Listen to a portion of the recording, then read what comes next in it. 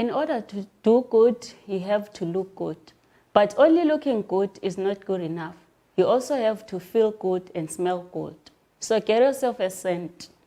Welcome to the Intrapreneurs with me, Lady K.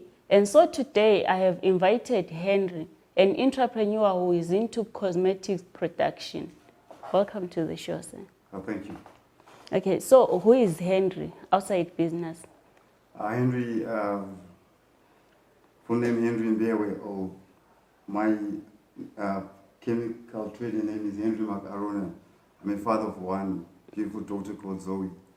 I'm a Mbewe born, studied at Northley High School, went to Harare Polytech and the University of Zimbabwe and Kosa to study chemical pharmaceutical technology.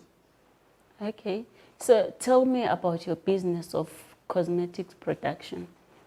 It's cosmetic business is a very interesting business. It's the business of the moment because at any given time, everyone uses cosmetics. Okay. It can be personal care, perfumes, body creams or hand creams. So cosmetic industry has got a very big future, especially in Zimbabwe, where we find that about 95% of the products which are used locally are of import origin. So I think there's a scope in that country to venture into that kind of industry. Okay, so which products do you make out of that production? Basically, I'm doing creams and lotions at the moment with a scope to do perfumes because I want to do the whole cosmetic thing and hair products. Why I started with creams, I've got the base ingredients at the moment. The only challenge I've got now is the packaging. Okay. Zim packaging is not up to scratch, so we have to look next to, in South Africa where they got upmarket packaging. Because cosmetic, I'll tell you what, 85% of the packaging is what sells. Yeah. All right, so tell me about the process of making out those cosmetics. Well, we can start from small scales to large scale for big corporate companies or for small people like us. You start with maybe 20 liters, you do a manual mixing. Although it mimics the bigger version of the industrial processes. It's complicated, but sometimes it's easy. You need to you have to copy the bigger machines and try and make them on a smaller scale. But sometimes because of, cosmetic is tricky, is mixing different phases of ingredients, meaning the oily phases, the watery phases. So you have to come out with the optimum temperatures to mix those. So sometimes it's challenging if you're using a pseudo makeshift equipment. Okay, so explain to me how you go about it, like the process of making those products, At the the moment, I machinery. was just getting bases, ready-made, prepared bases. So I play around with those bases. I add different ingredients just to add value. Okay. But basically, the base is just a generic ingredient where you got the basic chemicals to make creams. Like you got an emulsifier, a solubilizer, water, and all that. So what I do, I add preservatives, the oils to add value, perfumes, dye as well to enhance the appearance of the products, and also some products to add the sheer, the smoothness, just to add to the cosmetic appearance of the cosmetic product. Okay, so basically you're not making them from scratch. Not at the moment. I'm not making them from scratch, but I'm looking at doing that because my background, I was at a company which was doing that on a bigger scale, which is, maybe I can mention the company, Wallace Laboratories in Harare. Okay. I was in the R&D and the manufacturing as well. So we're doing, batches like 5,000 liters with massive containers. But basically, we're just scaling down. I can do smaller scale, like mixing 20 liters with a hand or kitchen mixer. It's not a big deal. But at the moment, because of my operations, I just get bases and mix and I put them ready to sell. Okay, considering you have worked for a company which was doing the same, how did the idea of doing this business come about? Or was it because of that company or you? No, it's always been in me. I think I'm an entrepreneur, I'm enterprising. I remember when I was, my first job, I started making cordial syrups. I remember tangerine drink I used to make. Then the second product I made was a glycerin gel. I was very experimental. I'm trained in pharmaceutical technology, but I call myself a chemist artist, you see. I've got love for chemistry. At the moment, I'm studying perfumery on my own. Okay. And I think in this country, there are very few people doing that. Then I realized, okay, this thing is in me. I can do even detergent chemistry.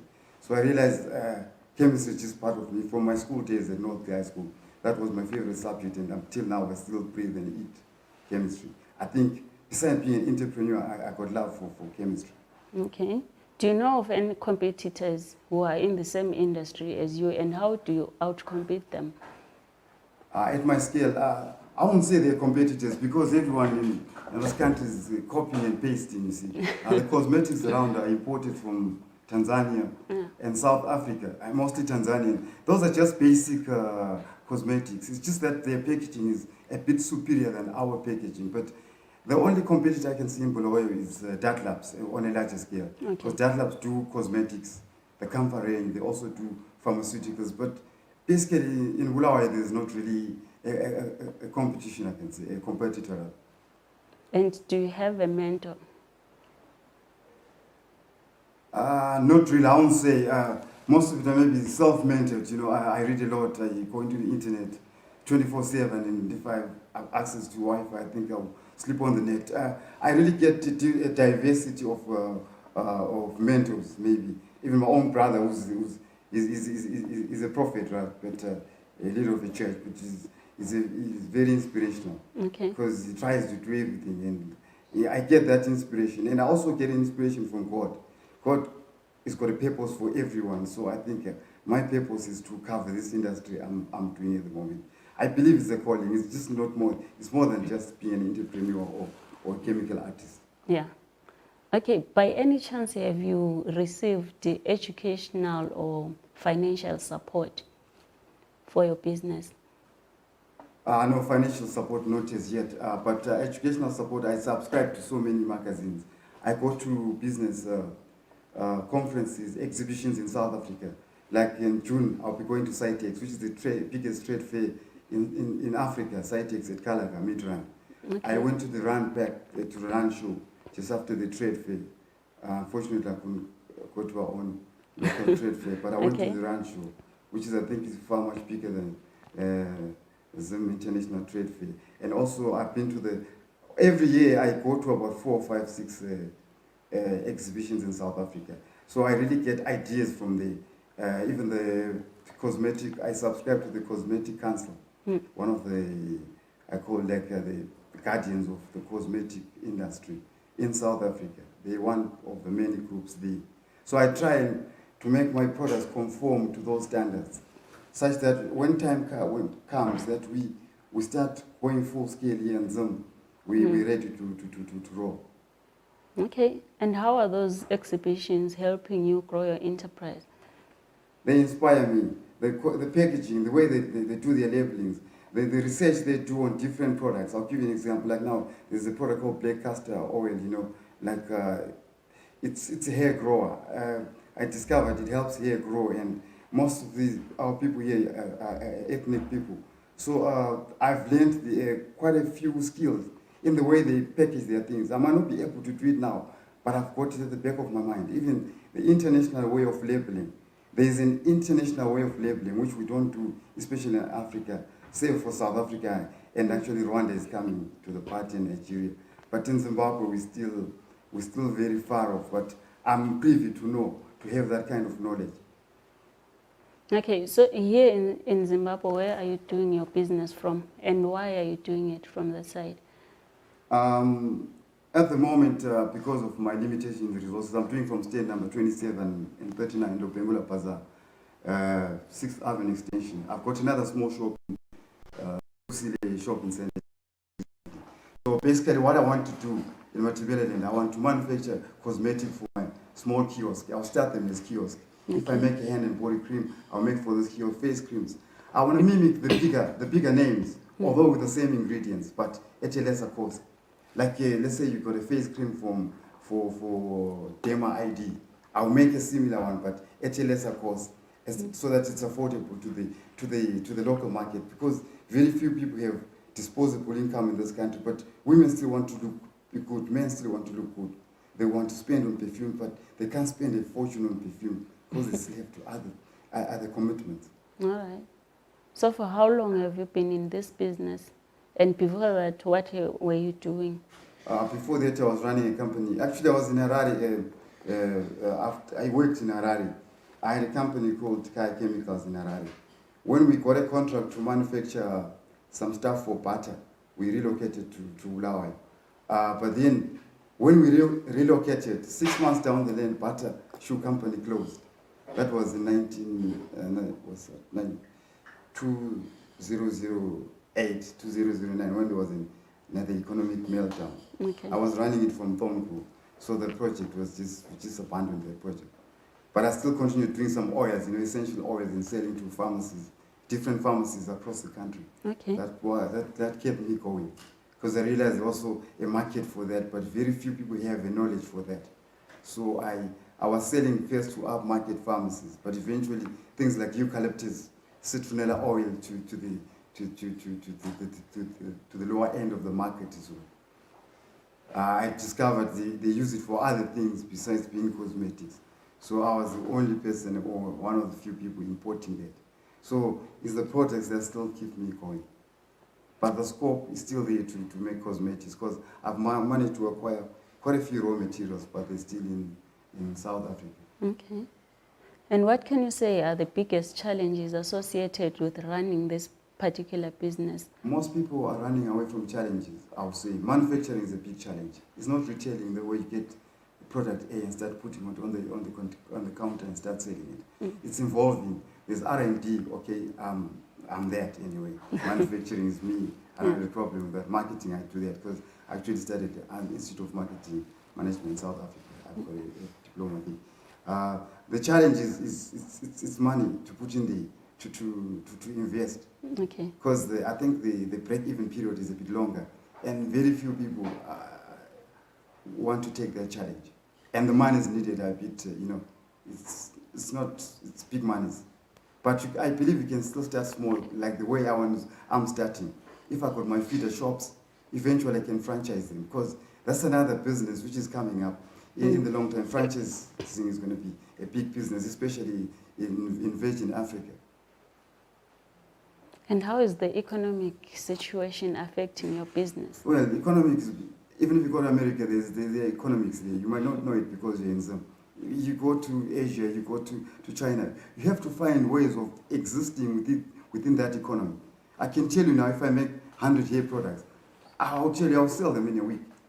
It depends on my pricing. Everyone wants to use something for their hair. So this economy is there, but you have to find an economy within the economy. Okay. You just have to be crafty. If you want to make products for kids, you target the kids, so they go to their parents for. You look at the consumer buyer behavior. Everyone wants to be a vendor now. If people can buy hair oil from Tanzania, why not buy hair oil from Bulawayo? So the economy, yes, is challenging, but let's challenge the economy also. Yeah. So what success stories can you tell with regards to what you've been doing in your business? Are there any success stories that you can tell? Not as yet, but I'm confident in the next 18 months there'll be stories flying all over. Okay. So apart from this, what other businesses are you doing? At the moment, I was doing brick molding, but it's just a side business.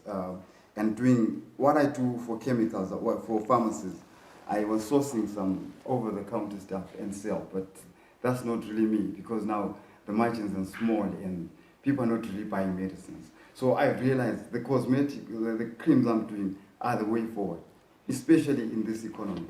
Because like in the last 2 months, my kind of clients, I think I was getting 4, 5, 20 orders a month, but now I think I'm getting about 5. So I just realized, okay, let me just stick to what I'm doing, the cosmetic stuff. I think that's the only way to do now in this economy, because things are still going to get worse before they can get better. Okay, and with regards to cosmetics, who are you supplying? Is it individuals or companies? No, at the moment it was just individuals, but people who sell. Like I was sending most of my stuff to Wangi and Vic Falls, because I've also managed to get orders for you know, your guest amenities. I want to do guest amenities because Matabeleland being a tourist province, Okay. there's that scope. You know, when you do, you know, your guest amenities in the hotels, your shampoo, your hand lotion, your anti-mosquito, you know, if it's Big Falls or Wangi, you see. That's what I'm doing at the moment. I've got quite a few orders, but I'm doing orders for Livingstone as well, and the Botswana, the Botswana Sa. I've got inquiries there, so I'm here to go there and do a presentation. Okay, out of interest, tell me about your hair product lines. At the moment, I was doing a hair relaxer, and hair food, and hair shampoo, and hair conditioner to go with the hair relaxer, Okay. the hair waving cream. You're making those? Yes, that's what I was making actually. I was making batches of 20 liters at a time. So packing them in 100-gram packs or 50-gram packs. So you also have knowledge on hair quality and yes, the texture of the hair, especially ethnic hair, because that's where most of my customers are. All right. So if you had a chance to start over your career, what would you do or what would you correct? I was going to go straight away into doing perfumery, from the word go. Okay, why perfumes? Because I stay in Africa, I realize in Africa there is a huge market for perfumes, an amazing market. I can give an example. 10 years ago, people didn't know about Rwanda, but I can tell you right now, Rwanda has got the second highest market for perfumes in Africa. It's got the fastest growing cosmetic industry in Africa. Perfume, everyone wants to smell good. There's the smell good factor. Everyone from a child, they want to smell good. I'll never go wrong. And why I want to do perfumes, I have perfumes for every age, starting from teenagers to the CEO of a company. I've realized there's a huge gap, especially in Africa, in that industry. And there's still people have lots to learn. As you see now, our universities don't offer any course along those lines, not even near it. So it shows there's a huge gap, but it's the same chemistry. Okay. So for all this time you've been in business, who can you attribute your success to? Well, I got people I admire. Personally, my idol is the owner of Econet Wireless, Strive CEO. I think is my role model. I really admire how he started and the way he started. And I think everyone given, I think there's an opportunity to be like him if you really put your focus on what you're doing. My other models there, it's the Zimbabwean women. They're very hardworking. If you go to Tanzania, it's all of them all over the show trying to, although they're buying stuff today, I think they make me want to work even harder, and they're my market. Okay. And why would you advise someone living in Zimbabwe to be an entrepreneur? Of course, you know, we are not reinventing the wheel here, but if you go to America, what value are you adding in America? But you can add value here because the opportunities are immense. There are plenty of opportunities. Africa is virgin. There's lots of opportunities in Africa. If you go to overseas, unless you've got special skills, you're going to be a worker. Okay, and what advice or message would you share with your viewers? Well, I'll tell my viewers to stop mourning, to stop complaining. Let's challenge the economy. This is our country. This is our birthright. Let's make Zimbabwe work. Okay.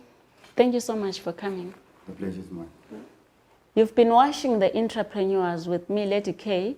And so today my guest was Henry, an entrepreneur who's into the manufacturing of cosmetics. Thank you so much for watching.